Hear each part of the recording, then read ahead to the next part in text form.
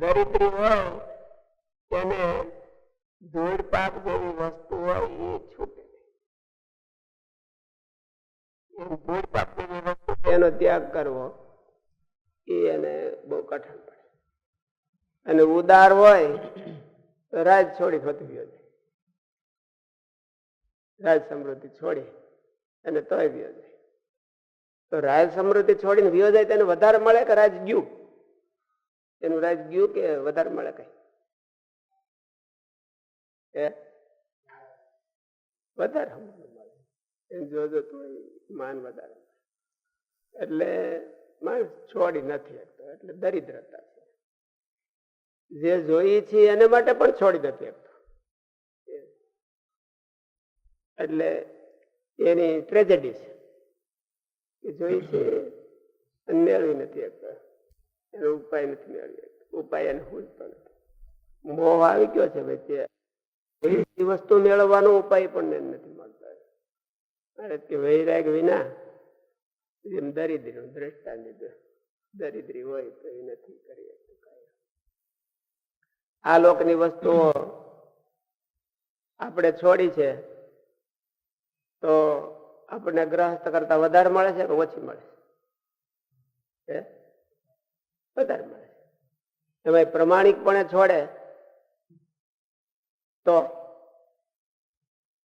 આ તો ખાલી રીધમ પ્રમાણે છોડી છે, માલિપાથી નથી છોડી. રીધમ પ્રમાણે છોડી છે અને એને જો પ્રમાણિકપણે છોડી દે તો કઈ ઓછી થોડી મળે છે. ગ્રહસ્થમાં ફરવાનું ને એવું બહુ હોય તો આપણે સાધુ થયા હોય અને ઇન કેસ માની લો કે સાધુ ન થયા હોય તો સાધુ ન થયા હોય તો ગુજરાત બહાર નીકળ્યા હોય કોઈ દી? ગુજરાત બહાર ગામના પાદર થી બાજુમાં મોટું ઓલું હોય ગામ, ન્યાય ન ગયા હોય. આ છોકરાને પૂછો તો ગણાય તો રેલવે ન બેઠા એવા હોય, અહીંયા આવ્યા હોય તો રેલવે બેઠા હોય, ગામડાના છોકરા હોય.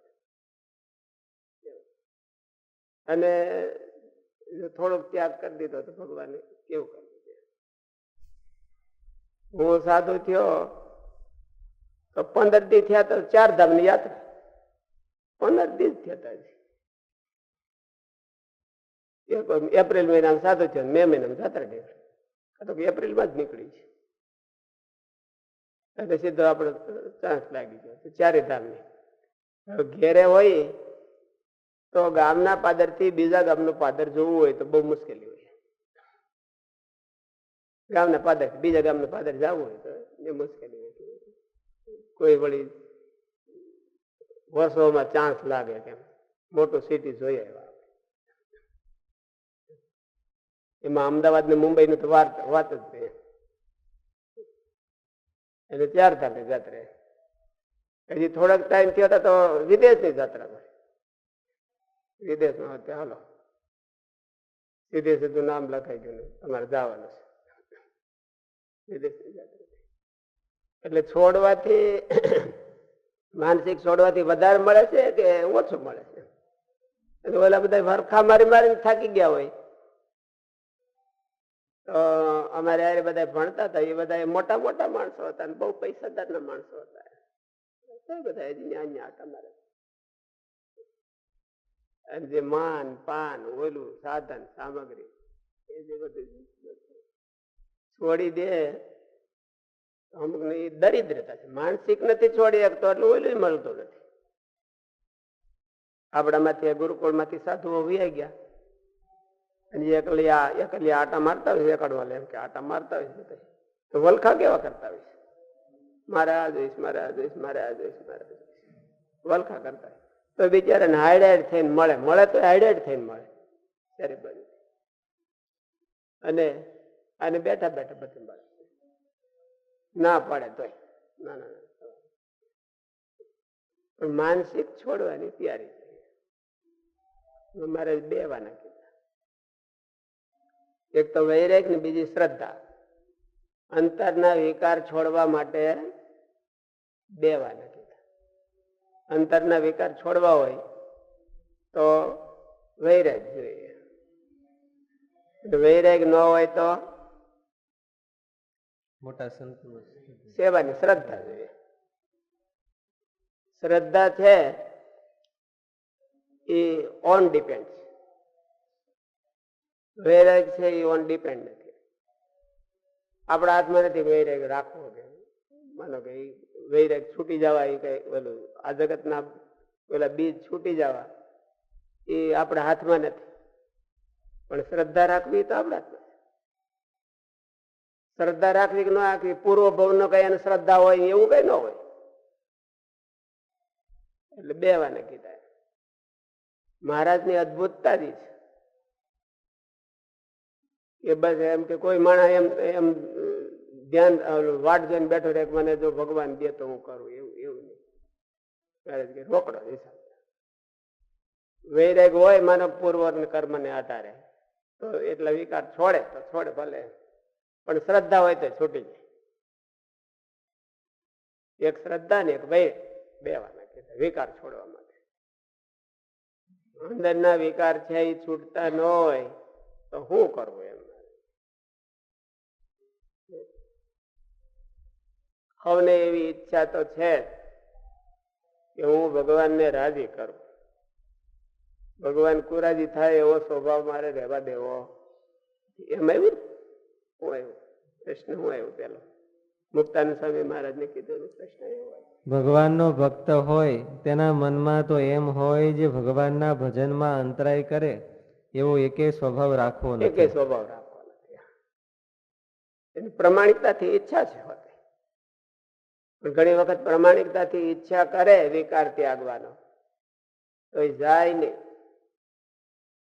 કારણ કે આ બધા આપણને વિકારો બધા ચોટ્યા છે એ આગળનો આપણો એને નાતો જોડી રાખ્યો છે ઘાટો. તો એ કે આપણે પછી મૂકવા જઈએ તો એ ન મૂકે. એટલે એ વિકારો જાતા નથી. જાય નહીં તો એના માટે શ્રદ્ધા પર. જો વૈરાગ હોય તો એ વિકારો વ્યા જાય પ્રમાણિકતાથી. અને આમ જો કે કેલ્ક્યુલેશન કરે તો વ્યા જાય. વિકારો શેના છે? મેળવવાના. અને કઈ વસ્તુ? આ લોકની વસ્તુ. કોઈની પાસે ન હોય એવી વસ્તુઓ મારી પાસે હોય. કોઈ મોજ મજા ન કરીએ કે એટલી હું કરું. કોઈ ન ગયા હોય તો ત્યાં હું જાઉં. કોઈને માન ન મળે એવું માન મને મળે. આ બધી ઈચ્છાઓ છે. સહજ ઈચ્છાઓ બધાને આવું હોય. એટલે હજી ન્યા ન પૂગ્યો હોય તો ક્યાંક બીજી નાની ક્ષુદ્ર ઈચ્છાઓ હોય. પણ નકર એટલી ઈચ્છાઓ આવી બધી ઈચ્છાઓ. અને એ ઈચ્છાઓ છોડી દે એને ઓટોમેટિક મળે. મારે આ સત્સંગનો પ્રતાપ એવો છે. સત્સંગનો પ્રતાપ મળે. આપણે પ્રતાપે નહીં. સત્સંગનો પ્રતાપ એવો છે તો થેન્ક યુ તો સત્સંગને કેવું જોઈએ કે એને પ્રતાપે એટલું મળે. નકર બધા પ્રયત્ન કરી કરીને થાકી જાય, મરી જાય છે. અહીંયા અમેરિકા ગયા હોય તો હેરાન થઈ જાય. હું અમેરિકા ગયો તો મારી હારે ભણતો હતો, ગુરુકુળમાં જ ભણતો હતો. એને વિચાર મને એની કહાણી કહેતા હતા કે હું જયારે અમેરિકા જવા ગયો તો 200 માણસો મને વળાવવા આવ્યા હતા. 200 માણસો વળાવ્યા. દોન પછી અમેરિકા અહીંયા આવ્યો તો મારે જોબ કરવા જવાનું થયું. કે ટ્રક અનલોડ કરવાનું મારે ડ્યુટી આવી. સિમેન્ટ ના એવા નહીં પણ સારા બોક્સ હોય એમ. પણ ટ્રક અનલોડ કરવાનો મારે દરરોજ. પછી તો હું તો અનલોડ કરતો જાઉં જોઉં કે અહીં ક્યાં ભરાણો, અહીં આવીને ક્યાં ભરાણો. તો કેટલાય વર્ષ સુધી જોબ તો રહી હોય. પછી તો ક્યારેક પોતાની ફિલ્ડની જોબમાં અહીંથી ભણીને ગયા હોય અને પોતાની ફિલ્ડની જોબ મળે નહીં એટલે હેરાન થઈ ગયા. અમેરિકા જઈને હોતે લ્યો આવું મોટે ભડભડી આપણે ગયા હોય અને એમ સાધુ કોઈ દી થાય.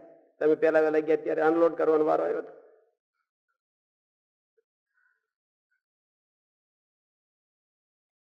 ત્યારે વારો ના આવ્યો. એટલે જે ત્યાગ કરવાથી મળે છે એ ઈચ્છવાથી નથી મળતું. ત્યાગે એને આગે એવો વિચાર કરે તો એ આ વિકાર નો ત્યાગ કરવો હેલા પડી જાય. વિકાર નો ત્યાગ કરવો ઈચ્છાઓ નથી. વિકાર તો હું સુધી ઈચ્છાઓનો ત્યાગ, અને ઈચ્છાઓ હાટું ઝઘડા, અને ઈચ્છાઓ હાટું બધો કંકાસ ને ટંટો થાય. પછી જેવી એમ કે હળવી હળવી હોય તો ઓછો થાય, જાજી બહુ ચોટી ગઈ હોય જીવમાં તો એ બધી ડખા વધારે થાય. તેને ડખાથી બીજું કઈ ડખા નથી.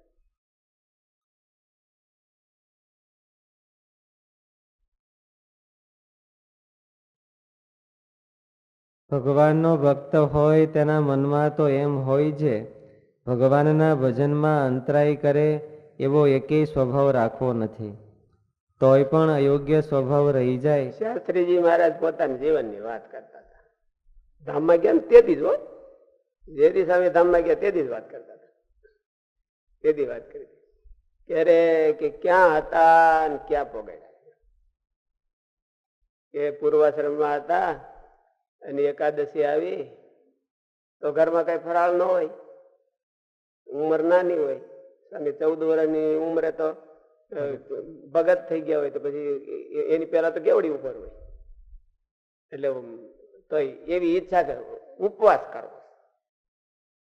પછી ઉપવાસ કરવો શરૂઆત તો કરી પણ પછી રેવાય નહીં. પછી સીમમાં વયા ગયા. સીમમાં વયા ગયા ત્યાં ઓલા ફૂડિયા ખરખોડીને વેલાને ફૂડિયા એને પાન હોતે ખવાય એટલે માટે આપણે વાવી હતી, પણ પછી કઈ આપણો સંકલ્પ બહુ સિદ્ધ થયો ને ગુલબર્ગ હોતે વાવી હતી ને ફૂડિયા ન થયા, પાંદડા થયા ખાલી. એટલે ફૂડિયા ખાય અને એકાદશી નો ઉપવાસ કહેવાય. અને કે ક્યાં ઈ દિવસો અને ક્યાં અત્યારે તમે કે મારી સેવામાં હજી આમ ક્યાં ખાલી નજર પડી ગઈ હોય તો કે લ્યો સામે ખાલી આમ નજર જ કરી હોય, ઈચ્છા તો કરી ન હોય. એટલે કે ક્યાં એ દિવસો ને ક્યાં ભગવાનની આ બધી મહેરબાની કહેવાય.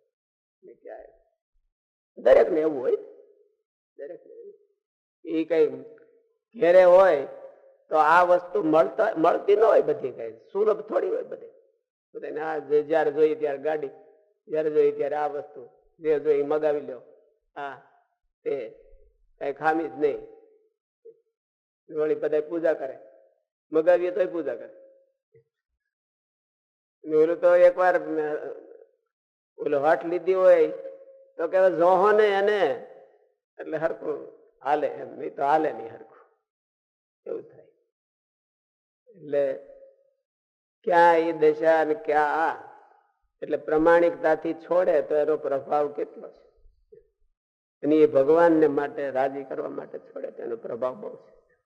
અને પછી ફળ મળે છોડવાનું અને ભોગવવા સારી વસ્તુ મળે. એના કરતા છોડવી તો પડે ને, ભોગવવામાં સારી વસ્તુ મળે અને ફળ મળે છોડવાનું.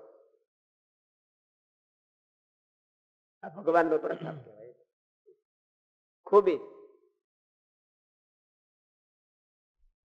અને તોય માણસ એવું વિચારીને ન છોડી શકે એટલે એને મહારાજે દરિદ્ર, માનસિક દરિદ્રતા અને ફિઝિકલ દરિદ્રતા.